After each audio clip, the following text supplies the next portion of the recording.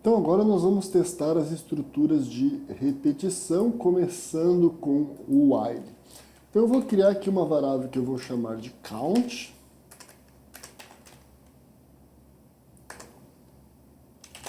E vou definir que o valor de count é igual a 1. O que eu vou fazer? Eu vou criar um laço, uma estrutura de repetição while, que deve executar enquanto count for menor ou igual a 5. O que eu vou fazer dentro dessa estrutura? Eu vou imprimir o valor da variável.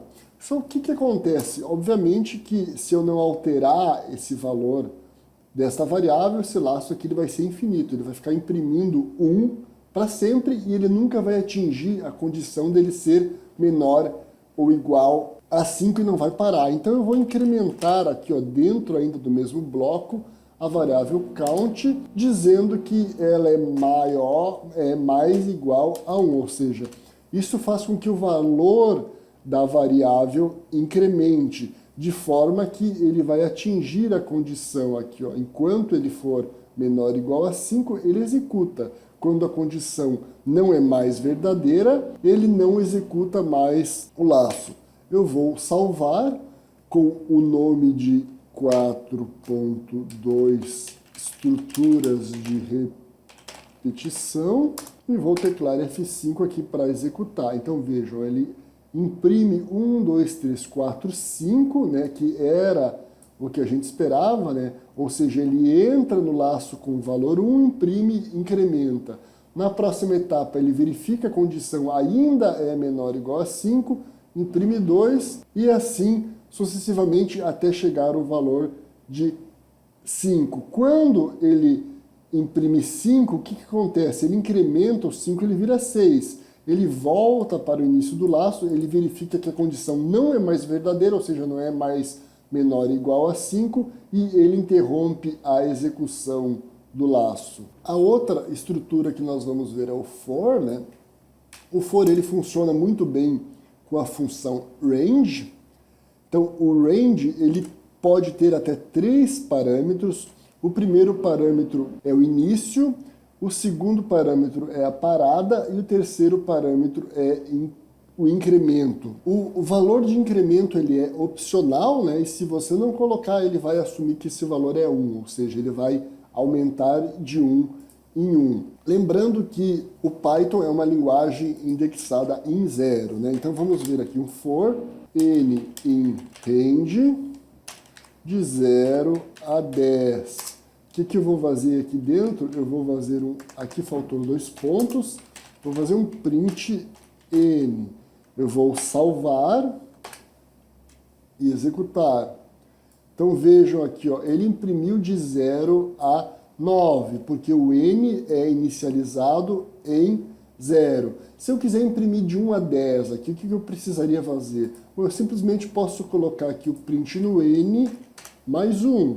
Né? Então eu vou ter uma impressão aqui, ó, a geração de 1 a 10. Né? Isso porque o n lá ele começa com 0. Se eu quiser fazer uma impressão decrescente, do maior para o menor, então eu vou colocar aqui, ó, para ele começar em 10, para ele ir até 0, e eu vou colocar aqui o terceiro parâmetro, que é menos 1. Então vejam aqui a diferença, ó, ele vai de 10 a 0, menos 1. Aqui eu vou deixar apenas o n, para a gente ver inicialmente, e eu vou executar. Então vejam, ó, ele foi de 10 até 1, decrementando de 1 em 1. Então o segredo aqui o que é?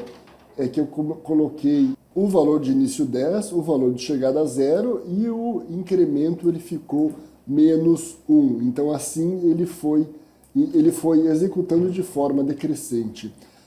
Depois a gente vai ver aqui, agora a gente vai ver aqui as funções break e continue. Então eu vou mudar aqui de novo o meu for, eu vou colocar de 0 a 10, vou colocar aqui uma condição, um if, e vou dizer se o n é igual a 4, eu vou fazer um break. Então lembrando que o break, ele para o laço, né? Ele aborta o laço. Então aqui a gente espera que o laço ele pare depois de ele imprimir o 3, porque quando o n chegar a 4, né, aqui eu tenho igual porque é um teste de condição, né, eu não estou atribuindo um valor.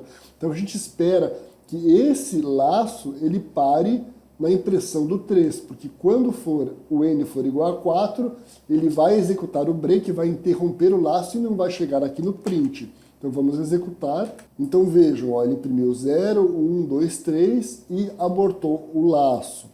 Então o continue, a gente viu que ele não aborta o laço, ele apenas pula uma etapa. Então eu vou mudar aqui, ó, em vez de break eu vou colocar continue. O que eu espero que aconteça aqui? Eu espero que ele pule a impressão do 4. Ele testa se é 4, ele executa o continue, quando o continue ele sai fora desta execução do for, mas ele volta aqui para o cabeçalho, ele executa de novo, ou seja, ele vai pular o print. Então a gente espera que a saída seja a impressão dos números pulando o 4. Vamos executar aqui para ver. Então vejam, ó, 0, 1, 2, 3, pulou o 4, 5, 6, 7, 8, 9, porque a gente colocou um if com o continue dentro.